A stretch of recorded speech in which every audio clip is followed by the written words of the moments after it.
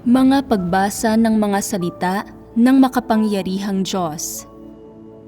Paglalantad sa mga Antikristo.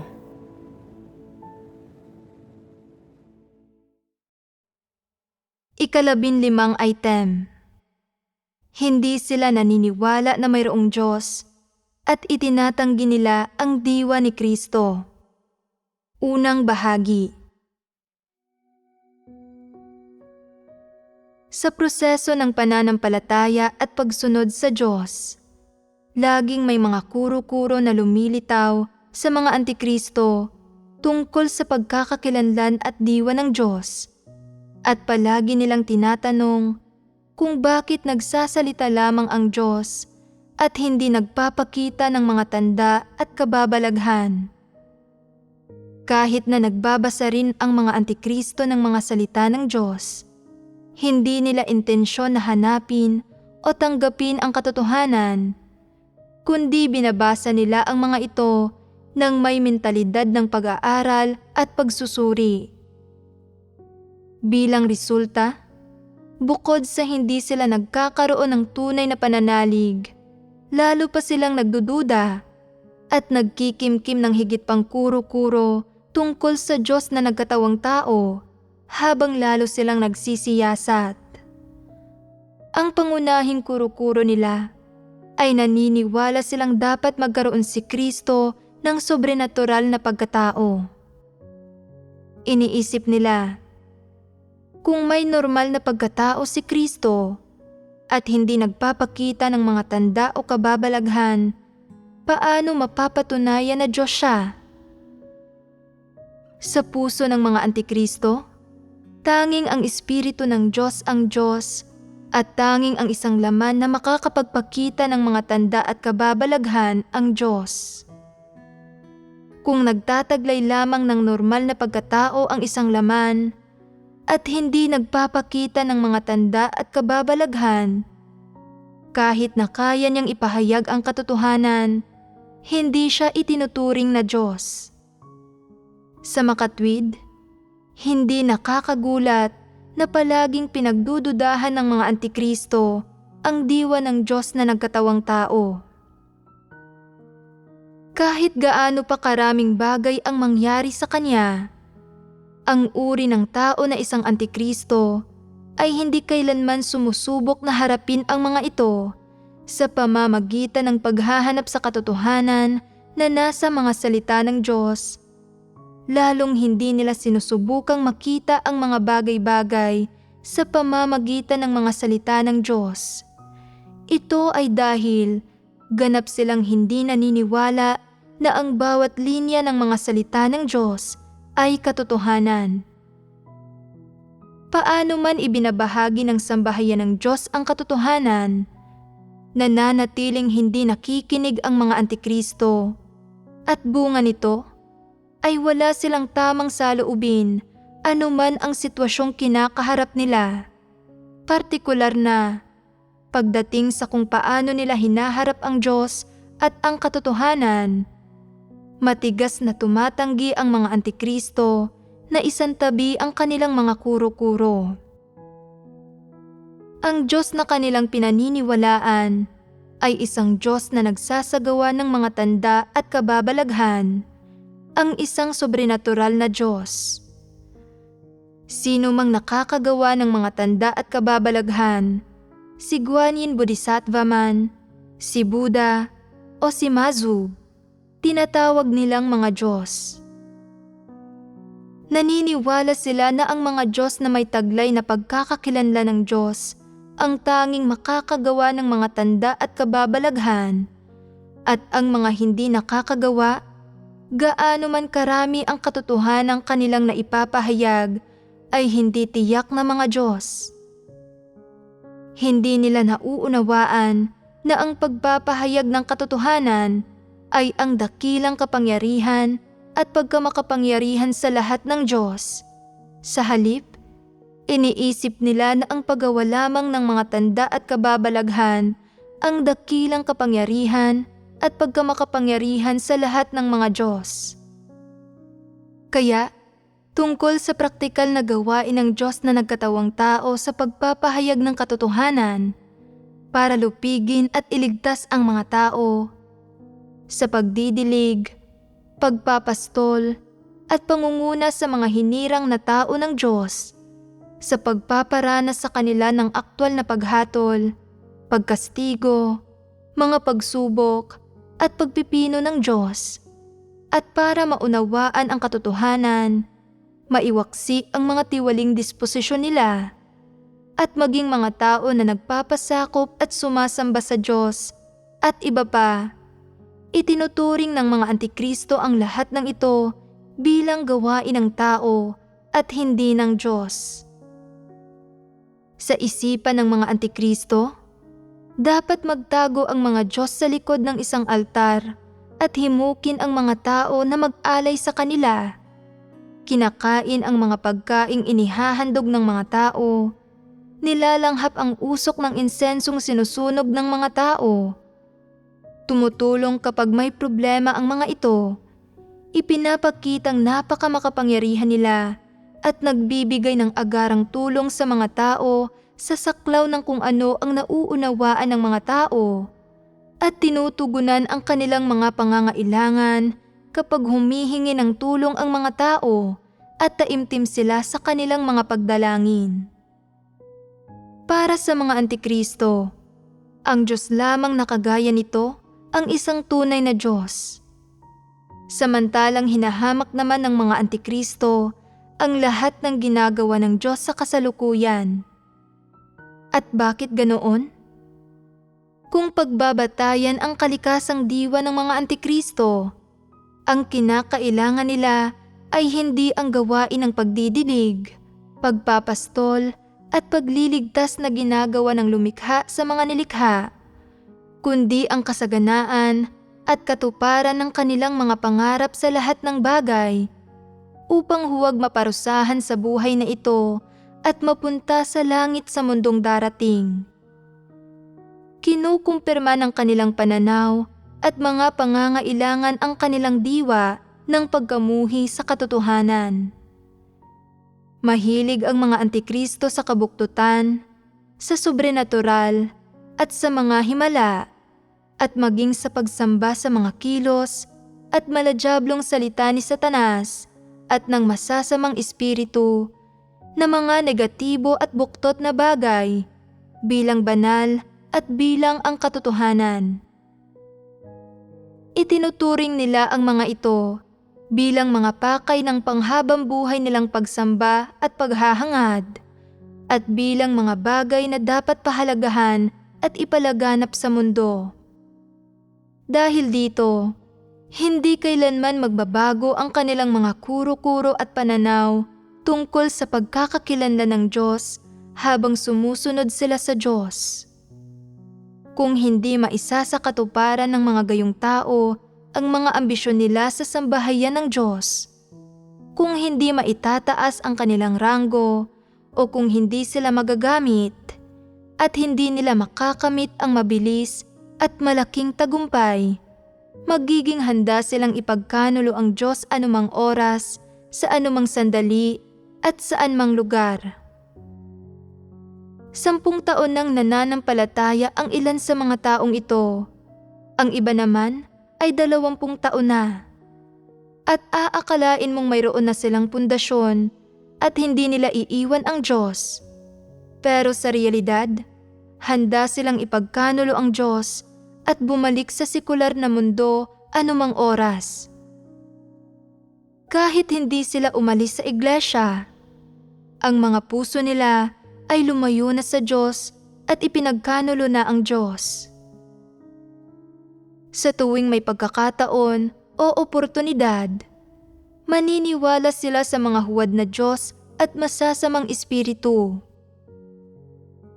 Kung magkaroon sila ng pagkakataong makamit ang biglaang tagumpay, na maging isang mataas na opisyal, maging sikat, at matamasa ang kaluwalhatian at kayamanan, hindi sila mag-aatubiling lisanin ang iglesia at sumunod sa mga kalakaran ng sekular na mundo.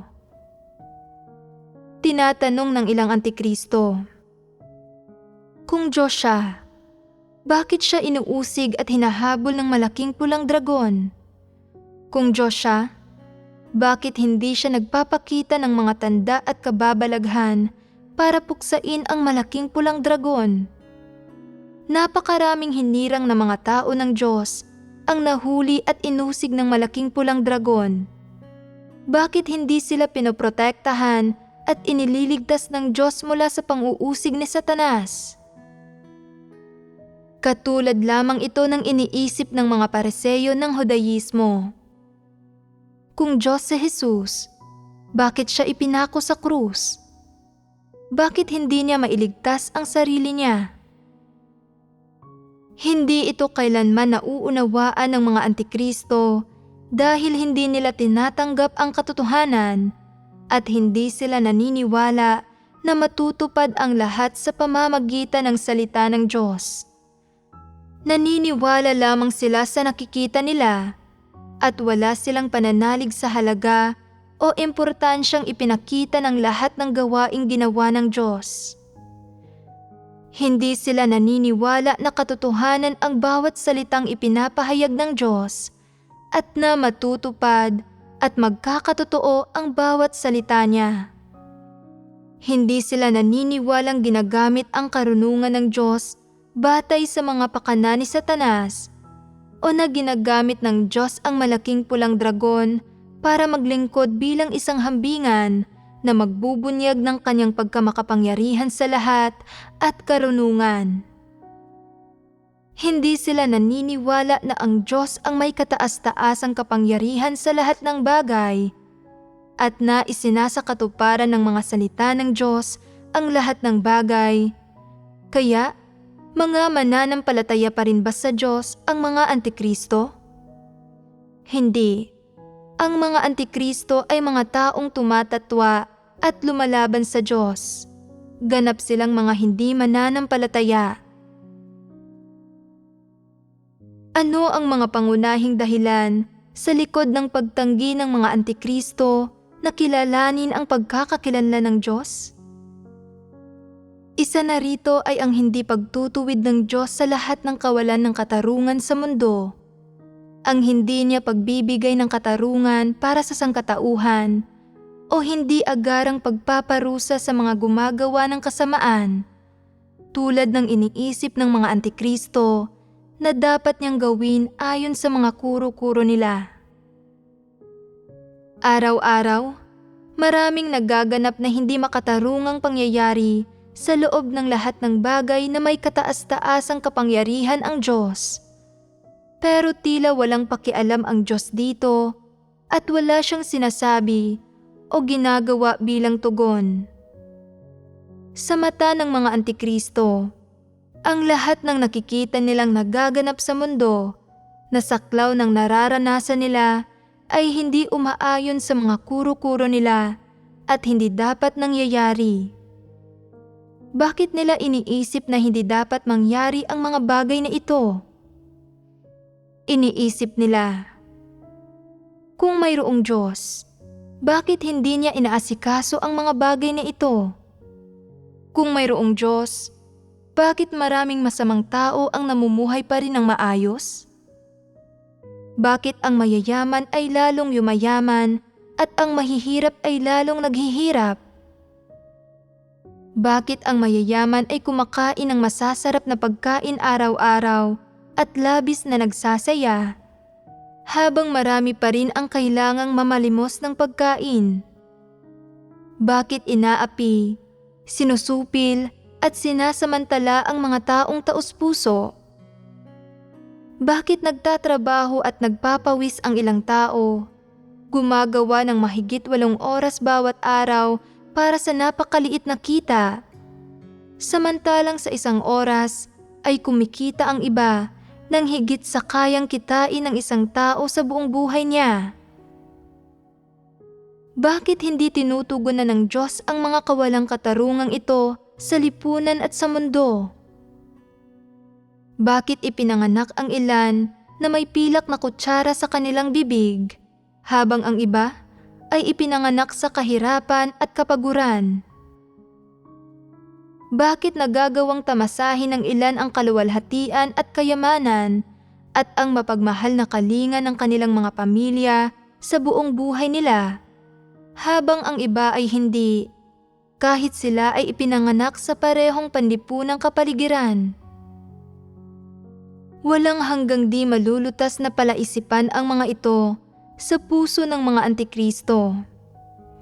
Iniisip nila na dahil nananampalataya sila sa Diyos, dapat nilang ipaubaya sa Diyos ang lahat ng bagay na hindi nila makilatis o nauunawaan at ang lahat ng palaisipang ito na hindi nila kayang lutasin at hilingin sa Kanya na magbigay ng mga solusyon at na dapat nilang makita ang mga sagot sa mga ito sa mga salita ng Diyos. Gayunpaman, matapos manampalataya sa Diyos sa loob ng 3 hanggang 5 taon, hindi pa rin nila nahanap ang mga sagot na ito at pagkatapos manampalataya sa loob ng 8 hanggang 10 taon, hindi pa rin nila mahanap ang mga ito. Pagkatapos nilang manampalataya sa loob ng 20 taon, nagtataka sila.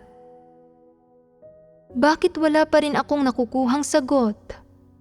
Bakit hindi pa rin nalulutas ng Diyos ang mga isyong ito? Bakit hindi kumikilos ang Diyos tulad ni Guanyin Bodhisattva o tulad ng Jade Emperor? Ang Diyos ay may awtoridad at kapangyarihan at may pagkakakilanlan ng Diyos, kaya dapat ginagawa niya ang mga bagay na ito. Lalo na sa iglesia, bakit madalas na lumilitaw ang masasamang tao at nagdudulot ng mga pagkagambala at kaguluhan? Nagnanakaw pa nga ang ilan ng mga handog nang hindi man lang napaparusahan. Madalas na nagsisinungaling ang ilan at nagpapakalat ng mga kuro-kuro at tsismis ang ilan nang hindi dinidisiplina o pinaparusahan ng Diyos. Ang iba naman ay bigla na lamang humihinto sa pananampalataya sa Diyos at nagtatrabaho sa lipunan at pagkatapos ng ilang taon, yumayaman sila nang hindi man lamang naghirap kailanman. Ang ilang mananampalataya ay namumuhay ng mas mahirap kaysa sa mga hindi nananampalataya sa Diyos. Sa katunayan, nagdurusa ang mga mananampalataya sa Diyos at marami sa kanila ang inuusig, hindi makabalik sa mga tahanan nila at namumuhay sa kahirapan at kapighatian.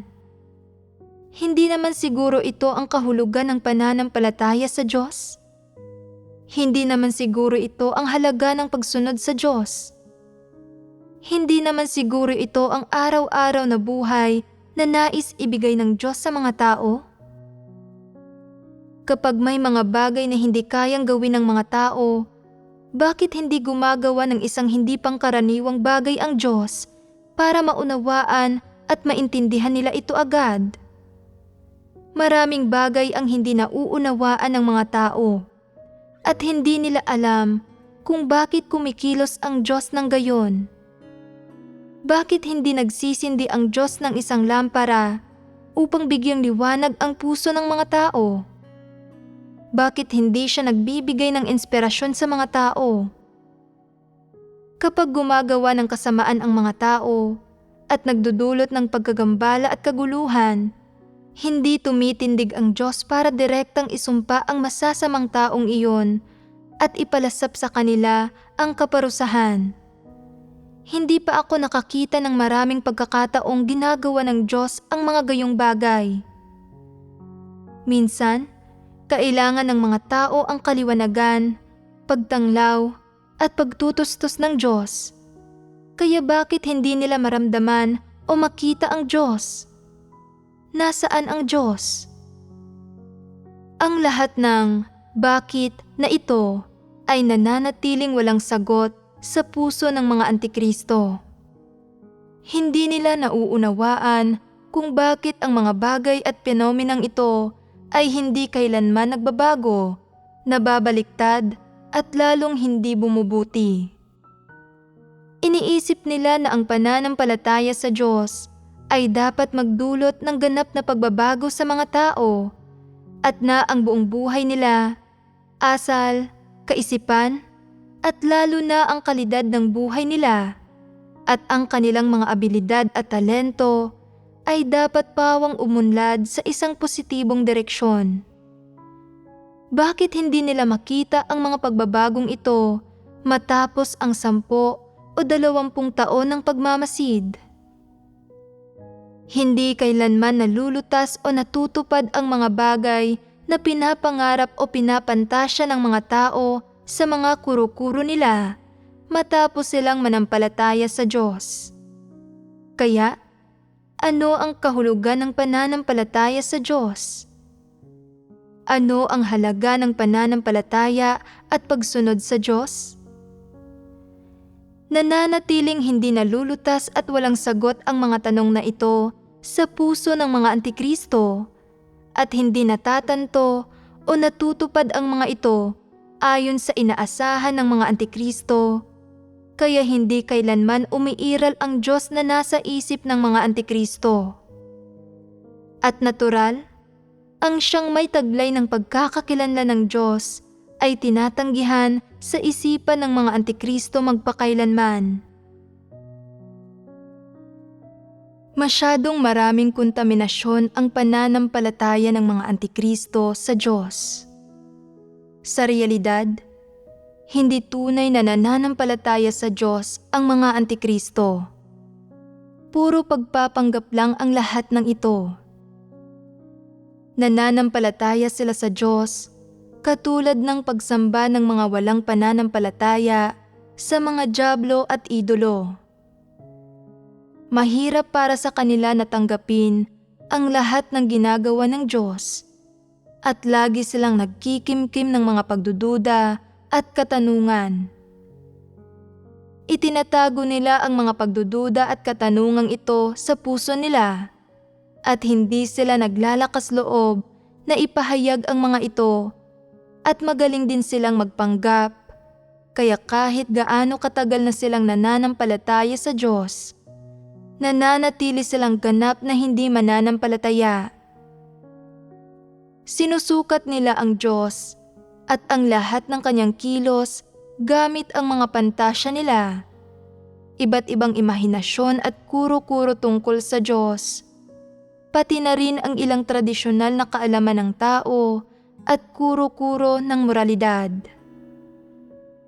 Ginagamit nila ang mga bagay na ito para sukatin ang pagkakakilanlan ng Diyos at kung tunay ba siyang umiiral o hindi.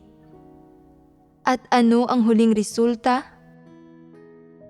Itinatanggi nila ang pag-iral ng Diyos at hindi kinikilala ang pagkakakilanlan at diwa ng nagkatawang taong Diyos. Hindi ba't mali ang pamantayan ng pagsukat ng mga antikristo kung may taglay na pagkakakilanlan at diwa ng Diyos ang nagkatawang taong Diyos? Sa madaling salita, labis na iginagalang ng mga antikristo ang kaalaman at mga tanyag, dakilang tao, kaya wala sila kailanmang pagsalungat o anumang pagtutol sa mga bagay na mula sa mga tanyag, dakilang taong ito. Kaya, bakit nila kinamumuhian si Kristo kapag nakikita nila na isa siyang normal at karaniwang tao at nagsisimula silang makaramdam ng pagtutol at galit kapag nakikita nilang nagpapahayag si Kristo ng napakaraming katotohanan? Dahil hindi talaga positibo ang labis na iginagalang at kinagigiliwan nila, wala ni isang bahagi nito ang positibo.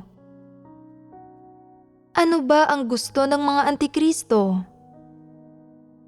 Gusto nila ng kakaiba, kabuktutan, mga himala, at mga sobrenatural na bagay, habang pawang kinukundina sa mga mata ng mga antikristo ang pagiging normal at praktikal ng Diyos, ang tunay na pagmamahal ng Diyos sa tao, ang karunungan, katapatan, kabanalan, at katuwiran ng Diyos.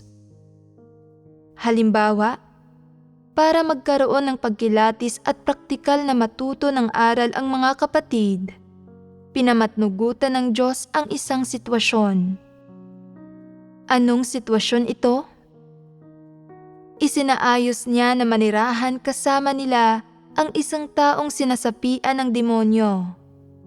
Sa simula, normal ang paraan ng pagsasalita at paggawa ng taong ito. Gayon din ang pangangatwiran niya. Hindi siya mukhang may problema. Pero pagkatapos makipag-ugnayan sa kanya sa loob ng ilang panahon, napansin ng mga kapatid na lahat ng sinasabi niya ay walang katuturan at walang tamang estruktura at pagkakasunod-sunod. Kalaunan, may mga nangyaring sobrenatural na bagay. Palagi niyang sinasabi sa mga kapatid na nakakita siya ng kung anong pangitain at nakatanggap ng kung anong pagbubunyag. Isang araw, halimbawa, ibinunyag sa kanya na kailangan niyang magluto ng mga siopaw. Kailangan niyang gawin ito. At kinabukasan, nagkataon na kailangan niyang lumabas, kaya dinala niya ang mga siopaw.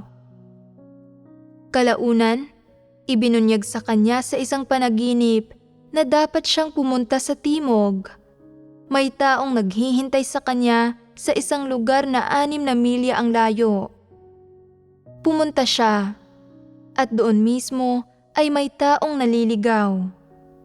Pinatotohanan niya sa taong ito ang gawain ng Diyos sa mga huling araw at tinanggap naman ito ng taong iyon.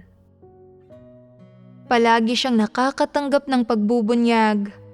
Palagi siyang nakakarinig ng boses. Palaging may mga sobrenatural na bagay na nangyayari sa kanya. Sa bawat araw, pagdating sa kung anong kakainin, saan pupunta, anong gagawin, kanino makikisalamuha, hindi siya sumusunod sa mga batas ng buhay ng normal na pagkatao, ni hindi siya naghahanap ng mga salita ng Diyos bilang batayan o prinsipyo, o naghahanap ng mga tao para mapagbahaginan. Palagi siyang umaasa sa mga nararamdaman niya at naghihintay para sa isang boses o isang pagbubunyag o isang panaginip. Normal ba ang taong ito? Tila may regular na pattern sa 3 beses niyang pagkain sa isang araw at sa pang-araw-araw niyang gawain, pero palagi siyang nakakarinig ng mga boses.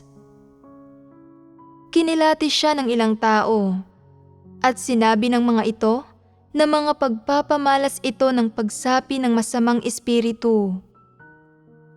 Unti-unti siyang nakilatis ng mga kapatid hanggang isang araw, inatake siya ng sakit sa pag-iisip. Nagsimula siyang magsalita ng mga kakaibang bagay at tumakbo ng hubot-hubad at gulo-gulo ang buhok, parang baliw. Doon natapos ang usapin. Hindi ba't nagkaroon na ngayon ng kabatiran at pagkilatis ang mga kapatid sa mga partikular na pagpapamalas ng gawain ng masamang espiritu at pagsapi ng demonyo? Siyempre, naharap na ng ilan sa kanila ang mga gayong bagay dati at mayroon na silang pagkilatis sa mga ito. Habang hindi pa matagal na nananampalataya sa Diyos ang iba at hindi pa napagdadaanan ang mga gayong bagay at kaya malamang na maliligaw sila. Pero maligaw man sila o magkaroon ng pagkilatis, kung hindi isinaayos ng Diyos ang ganitong kapaligiran, magkakaroon ba sila ng tunay na pagkilatis sa gawain o sa pagsapi ng masamang espiritu? Kaya, ano ba talaga ang layunin at kahalagahan ng pagsasaayos ng Diyos ng ganitong kapaligiran at paggawa ng mga bagay na ito? Ito ay para magkaroon sila ng praktikal na pagkilatis at matuto ng aral at malaman kung paano kilatisin ang mga taong may gawain ng masasamang espiritu o sinasapian ng demonyo.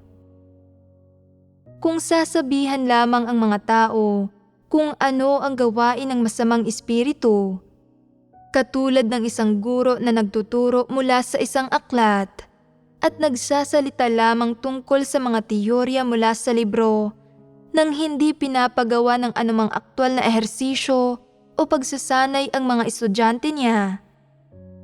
Mauunawaan lang ng mga tao ang ilang doktrina at pahayag. Maipapaliwanag mo lang ng malinaw kung ano ang gawain ng masamang espiritu at kung ano ang mga partikular na pagpapamalas nito kapag personal mo itong nasaksihan, nakita ng sarili mong mga mata at narinig ng sarili mong mga tenga. At kapag muli kang nakatagpo ng mga gayong tao, magagawa mo silang kilatisin at tanggihan. Magagawa mong tugunan at pangasiwaan ng maayos ang mga gayong bagay. Kaya, hindi ba't mas praktikal ang nakakamit mo sa gayong kapaligiran kaysa sa nakakamit mo mula sa pagdalo sa mga pagtitipon at pakikinig sa mga sermon buong araw? Ang mga taong may normal na pag-iisip at pagkamakatwiran at naghahangad sa katotohanan ay magkakaroon ng tamang pag-unawa sa mga paraan ng Diyos sa paggawa ng mga bagay na ito.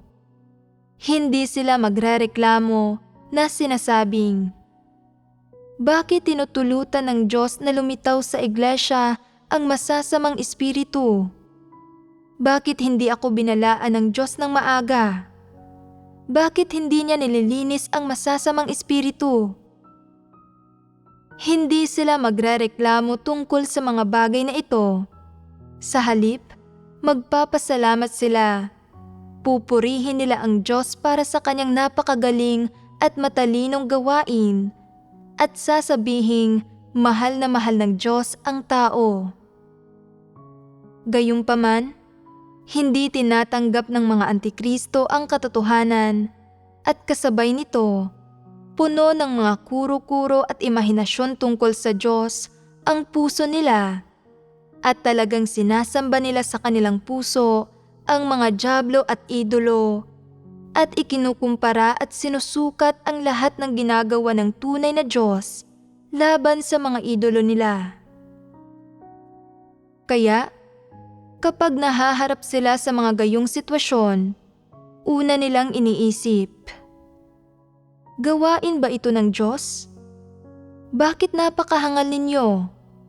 Bakit tinulutan ng Diyos na lumitaw sa iglesia ang masasamang espiritu? Hindi ba't maling pagkaunawa ito? Una, itinatanggi nila na gawain ito ng Diyos at iniisip din nila, tiyak na hindi ito gagawin ng isang Diyos. Ayaw ng mga Diyos na magdusa ang mga tao. Kapag nakikita ni Guanyin Bodhisattva na nagdurusa ang mga tao, lumuluha ang mga ribulto niya. Gusto niyang iligtas ang lahat ng nilalang mula sa pagdurusa. Dalhin ang bawat tao sa pangalan ng Buddha at iligtas sila mula sa lahat ng pagdurusa sa mundo. Dapat na maging mahabagin ang mga Diyos. Nagmamalasakit sa kanilang mga hinirang na tao at hindi tinutulutan na lumitaw ang masasamang espiritu. Tiyak na hindi ito gawa ng Diyos. Kapag nangyari ang mga gayong bagay sa puso ng mga antikristo, ang mga antikristo ay unang higit na nagdududa sa pagkakakilanlan ng Diyos. At kasabay nito, ay ayaw nilang tanggapin ang mga gawa ng Diyos ng 100, 1,000 beses at hinuhusgahan at kinukondina pa nila ang mga ito. Pinagtatawanan din nila ang mga kapatid na tumatanggap ng bagay na ito mula sa Diyos, sinasabing, naniniwala pa rin kayong mga hangal na gawa ng Diyos ang lahat ng bagay. Hindi kikilos ng ganito ang Diyos. Dapat protektahan at alagaan ng Diyos ang mga tupa niya at harangan ang mga ito gamit ang kanyang mga kamay. Ang mga Diyos ay kanlungan para sa mga tao. Hindi dapat magdusa ang mga tao sa lahat ng paghihirap na ito. Hindi dapat mangyari sa mga tao ang lahat ng negatibo at masamang bagay. Ganoon gumagawa ang mga Diyos. Ang puso ng mga Antikristo ay puno ng mga pagdududa, pagtanggi, kuro-kuro, at pagkondina sa Diyos. Dahil dito, anuman ang gawin ng Diyos sa mga mata nila ay mali at hindi dapat ginagawa ng Diyos, at ebidensya at sandata ito para kondenahin at itanggi nila ang Diyos. Sa ganito, ganap na nabubunyag ang kalikasang diwa ng mga Antikristo na lumalaban sa Diyos. Halimbawa, kapag nagtitiis ng pagpapahirap at pang-uusig ng CCP ang mga kapatid, pinapainit ng mga pulis ang mga bakal na pantatak hanggang sa mamula ang mga ito at idinidiin ang mga ito sa kanilang katawan na nagdudulot ng sobrang sakit kaya nahihimatay sila at nanlalamig ang dugo ng lahat ng naroroon. Ano ang iniisip ng mga Antikristo kapag nakita nila ang ganitong tagpo? Napakalupit ng mga satanas at diablong ito.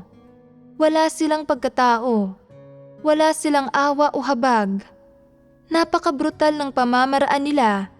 Hindi ko kayang manood. Kung naroroon ako, papalamigin ko ang mga bakal na pantatak.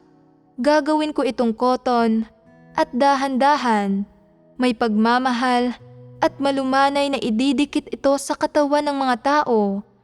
Katulad ng kamay ng isang Diyos na hinahaplos ang mga tupa niya, na nagpaparamdam sa mga tao ng kanyang mahabaging puso, ng kanyang pagmamahal at init, at nagpapalakas pa sa kanilang pananalig at determinasyon na sumunod sa kanya.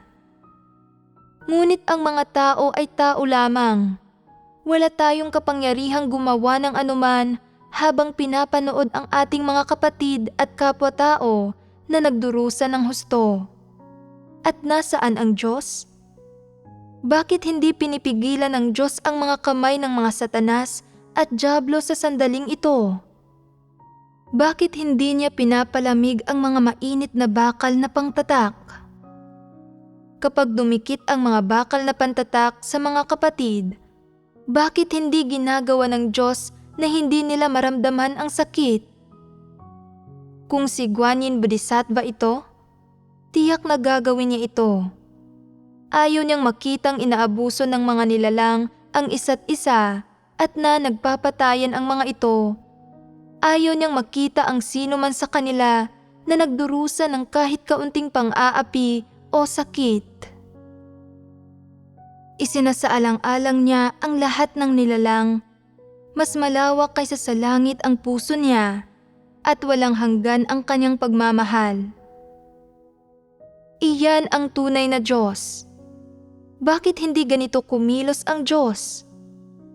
Hindi ako Diyos. Wala akong ganitong abilidad. Kung isa akong Diyos, hindi ko hahayaang magdusa ng ganito ang mga tao ko. Ano man ang mangyari sa kanila, may sariling pananaw, paninindigan, opinyon, at maging mga matalinong ideya ang mga Antikristo. Ano man ang mangyari sa kanila, hindi nila ito kailanman iniuugnay sa mga salita ng Diyos. Hindi nila kailanman hinahanap ang katotohanan para maunawaan ang Diyos, para magpatotoo sa Diyos, para kumpirmahin ang pagkakakilanlan ng Diyos, para kumpirmahin kung saan at paano na ipapahayag ang diwa ng Diyos na nagtataglay ng pagkakakilanlan ng Diyos. Hindi nagsasagawa ang mga Antikristo sa ganitong paraan. Sa halip, sa bawat pagkakataon ay sinusukat at nakikipagtagisan sila sa Diyos gamit ang mga perspektiba ni Satanas, ng iba't ibang masamang espiritu o ni Guanyin Bodhisattva at Buddha. Ano ang huling resulta nito? Itinatanggi ng mga Antikristo ang Diyos sa bawat pagkakataon. Itinatanggi ang kanyang mga kilos at diwa, ang kahulugan at halaga ng lahat ng kanyang ginagawa, at kung paano ito nagpapatibay sa mga tao. Itinatanggi nila ang epektong nais makamit ng Diyos sa mga tao sa pamamagitan ng paggawa sa ganitong paraan at ang pag-iral ng mga layunin ng Diyos. Sa pamamagitan ng pagtanggi sa importansya at kahalagahan ng lahat ng ginagawa ng Diyos, hindi ba't itinatanggi ng mga Antikristo ang pagkakakilanlan ng Diyos? Ang mga pagpapamalas at diwa ng mga Antikristo, ang mga iniisip na kanilang ibinubunyag, at ang galit, mga hinihingi, kawalan ng kasiyahan, at mga katanungang mayroon sila tungkol sa Diyos kapag may mga nangyayari sa kanila, at iba pa, ay pawang konkretong pagpapamalas ng hindi pagkilala ng mga Antikristo sa pagkakakilanlan ng Diyos. Ito ang mga katunayan. Anong diwa ng mga Antikristo ang napansin mo sa pamamagitan ng pagbabahaginan at paghihimay na ginawa natin tungkol sa mga pagpapamalas at pinagmumula ng pagtanggi ng mga Antikristo sa pagkakakilanlan ng Diyos? Napapansin mo ba na mga siniko ang mga Antikristo sa mundong ito at mahal nila ang katarungan at katuwiran? Ang mga Antikristo ba ay mga taong may mabait na pagkatao, habag, awa, dakilang pagmamahal, at pagkamuhi sa kabuktutan? Kung gayon, anong uri ng mga tao ang mga Antikristo? Masasamang tao sila na napupuot at tutol sa katotohanan, na laging kumakalaban sa Diyos sa bawat pagkakataon. Isang aspekto iyan. Ano pa? Hindi ba't sumasang-ayon ang mga Antikristo sa kasabihang, ang paggawa ng mga tulay at pagkukumpuni ng daan ay nauuwi sa pagkabulag, samantalang tinitiyak ng mga mamamatay tao at arsonista na dumarami ang kanilang mga anak? Hindi ba't nangangahulugan ito na nagluluksa sila sa kalagayan ng mundo at naaawa sa sangkatauhan? Ano ang kalikasan ng pagsang-ayon nila sa kasabihang ito? Hindi ba't nakapaloob sa kasabihang ito ang isang reklamo tungkol sa kawalan ng katarungan sa langit? Bagaman wala silang magawa tungkol dito, nagkikimkim ang mga Antikristo ng gayong sama ng loob at mga damdamin at nagrereklamo sila na hindi makatarungan ang langit. Hindi ba't sinasabi na makatarungan ang langit at na may mga mata ang langit? Kung gayon, bakit hindi umaani ng mga gantimpala ang mga gumagawa ng mabuti sa mundong ito, samantalang yumayaman ang masasamang tao? Nasaan ang katarungan sa mundong ito? Paano nagkakaroon ng mga bagay na hindi makatarungan sa mundong ito? Dahil bulag at hindi makatarungan ang langit. Ang ipinapahiwatig na kahulugan dito ay na walang katarungan sa Diyos at tanging sina Buddha at Guanyin ang makatarungan. Kaya naman, puno ng sama ng loob, reklamo, pagtanggi, at pagkundina sa mga bagay na ginagawa ng tunay na Diyos ang puso ng mga Antikristo. Ano ang sanhi ng lahat ng ito? Ano ang dahilan nito? Dulot ito ng diwa ng mga Antikristo. Anong diwa ito? Sa mas detalyadong pananalita, puno ng mga kuro-kuro at imahinasyon tungkol sa kahulugan ng isang Diyos, ang puso ng mga Antikristo. Hindi nila alam o nauunawaan kung paano eksaktong kumikilos at nagliligtas ng mga tao ang tunay na Diyos. Batay sa sarili nilang mga kuro-kuro at imahinasyon, ang kanilang ebalwasyon sa lahat ng ginagawa ng Diyos. At saan nakabatay ang mga ito? Ganap na nakabatay ang mga ito sa iba't ibang maling paniniwala at panlilinlang na itinanim sa sangkatauhan ng diablong hari na si Satanas. Kahit gaano kabuktot o kahit may kinikilingan ang mga maling paniniwala at panlilinlang na ito, umaayon ang mga ito sa mga kuro-kuro, psikolohikal na pangangailangan at emosyonal na pangangailangan, at ang mismong mga bagay na ito ang nagiging pamantayan ng mga antikristo sa kanilang pag-asal at pagsukat sa lahat ng bagay, pati na ang pamantayan nila sa pagsukat sa Diyos. Mali ang pinakaugat ng mga antikristo. Ang isa pang mas mahalagang dahilan ay mahilig sa kapangyarihan at mararangyang bagay ang mga antikristo.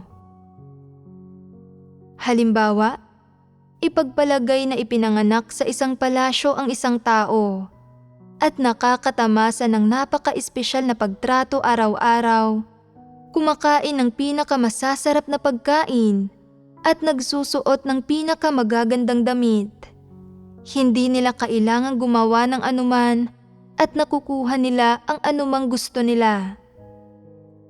Hinahangad ba ng mga taong nananampalataya sa Diyos ang ganitong uri ng buhay?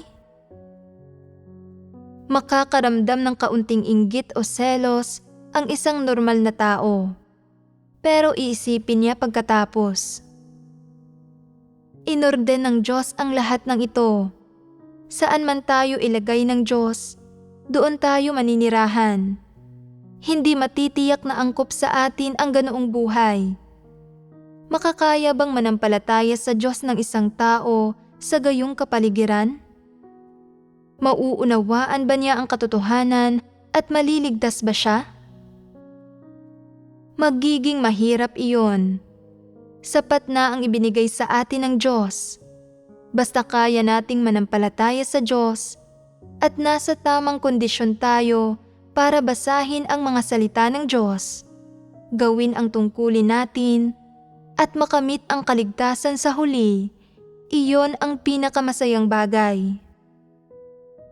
Pero ganito ba mag-iisip ang mga antikristo? Iisipin nila, bakit hindi emperador ang tatay ko? Kung isang mayamang tao o isang emperador ang tatay ko, talagang magiging makabuluhan ang buhay ko. Bakit isang emperador ang tatay niya? Bakit siya namumuhay ng walang alalahanin? Hindi nag-aalala sa pagkain o damit. Nakukuha niya ang anumang gusto. Lagi siyang may pera at kapangyarihan sa mga kamay niya. Hindi makatarungan ang langit. Hindi naman siya ganoon kagaling at wala siyang talento, edukasyon o talino. Sa anong batayan niya nakuha ang lahat ng bagay na ito? Bakit hindi ko makuha ang mga ito? Kung hindi ko makuha ang mga bagay na iyon at nakukuha iyon ng iba, kamumuhian ko sila. At kung hindi ko sila kayang kamumuhian ko ang langit dahil sa pagiging hindi makatarungan nito at pagsasaayos ng masamang kapalaran para sa akin. At kamumuhian ko ang masamang kapalaran ko. Kamumuhian ko ang napakasamang tao na humaharang sa aking daan. At kamumuhian ko ang masamang feng shui ng bahay ko. Ano ang tumatakbo sa isipan nila? Kapag sumiklab ang galit sa puso ng mga antikristo, maaaring lumabas sa bibig nila ang lahat ng uri ng mapanlinlang na argumento.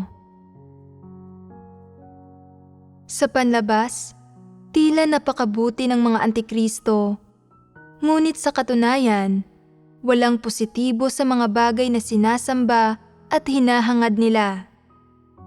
Dahil sa mga salawikain at kasabihang ipinapangaral nila, Maaaring mukha silang nagluluksa sa kalagayan ng mundo at naaawa sa sangkatauhan, at parang nagkikimkim sila ng kabutihang loob sa kanilang puso. Pero sa katunayan, ganap na mga dyablo at satanas sila. Kung magkakaroon sila ng kapangyarihan at aangat sa mundong ito, kaya ba nilang gumawa ng kasamaan? Kaya ba nilang maging mabuting tao? Mga buhong sila na puno ng mga kasuklam-suklam na kasalanan. Dahil hindi sila makapagkamit ng kapangyarihan at hindi sila masyadong umaasenso sa mundo, nadarama nila na medyo naaagrabyado sila, at pagkatapos ay nananampalataya at sumusunod sila sa Diyos. Gayunpaman, sa diwa, hindi talaga nila gustong hangarin ang katotohanan at lalong hindi nila mahal ang mga positibong bagay. Sa halip, tutol sila sa mga positibong bagay at mahal nila ang masasamang puwersa, kapangyarihan, marangyang pamumuhay, at ang masasamang kalakaran ng mundo. Sa makatwid, hinahamak nila ang lahat ng ipinapahayag at ginagawa ng Diyos na nagtataglay ng pagkakakilanlan at diwa ng Diyos, at kinukondina, hinuhusgahan, at sinisiraan nila ang mga ito. Gaano man kahalaga o makabuluhan ang gawain ng Diyos para sa mga tao, hindi nila ito kinikilala o tinatanggap. Hindi lang nila hindi tinatanggap ang pagkakakilanlan at diwa ng Diyos, kundi nais din nilang magpanggap bilang isang Diyos, magpanggap na isang tagapagligtas na kayang iligtas ang lahat ng nilalang mula sa pagdurusa, na makasisiguro na hindi mabubulag ang mga nagtatayo ng mga tulay at nag-aayos ng mga kalsada, na mapaparusahan at hindi magkakaroon ng mga anak na magpaparami ang mga mamamatay tao at arsonista, at na ang mga tao sa laylayan ng lipunan at nagtitiis ng pagdurusa ay hindi na magdurusa, at magkakaroon sila ng lugar para maipahayag ang kanilang mga hinaing. Gusto nilang alisin ang lahat ng sakit sa mundo at iligtas ang mga tao mula sa kapighatian. Talagang nagkikimkim ng universal na pagmamahal at isang walang katapusang dakilang pagmamahal ang mga Antikristo sa kaibuturan ng kanilang puso. Matapos isaalang-alang ang lahat ng ito, ano nga ba talaga ang dahilan sa likod ng pagtanggi ng mga Antikristo sa pagkakakilanlan at diwa ng Diyos? Sinasabi nila, ano man ang ginagawa ng Diyos, hindi siya tulad ng isang Diyos. Ako ang pinakakatulad ng isang Diyos. Ako ang pinakakalipikadong maging Diyos. Ito ay dahil ang ginagawa ng Diyos ay hindi angkop sa aking mga panlasa o ayon sa mga panlasa at pangangailangan ng masa. Ako lang ang nakakaintindi sa mga pangangailangan at isipan ng masa. Ako lang ang makakapagligtas sa lahat ng nilalang mula sa pagdurusa. At ako lang ang pwedeng maging tagapagligtas ng sangkatauhan. Nailantad na ang kanilang mga ambisyon at diwa, hindi ba? Ano nga ba ang tunay na anyo ng mga Antikristo na may mga gayong ambisyon at diwa? Ito ay ang arkanghel, ang diablong si Satanas. Itinatanggi nila ang pagkakakilanlan ng Diyos at hindi sila naniniwala sa pag-iral ng Diyos dahil nais nilang maging Diyos mismo. Naniniwala sila na ang mga iniisip nila ay kung ano ang dapat iniisip ng isang Diyos at na ang kanilang mga pagpapamalas, disposisyon at diwa ng dakilang pagmamahal ang dapat taglayin ng isang Diyos. Iniisip nila na tanging ang isang tao na may mentalidad ng pagluluksa sa kalagayan ng mundo at pagkaawa sa sangkatauhan kapag nakikita ang lahat ng kawalang katarungan sa mundo ang isang Diyos. Iniisip nila na wala ang mga katangiang ito sa Diyos na pinananampalatayaan nila, na tanging sila lang ang may ganitong isipan at ganito kalaking puso, nagtataglay ng ganitong uri ng kabutihan at dakilang pagmamahal. Ito ang diwa ng mga antikristo, ang iba't ibang pagpapamalas at diwa ng kanilang pagtanggi na kilalanin ang pagkakakilanlan ng Diyos.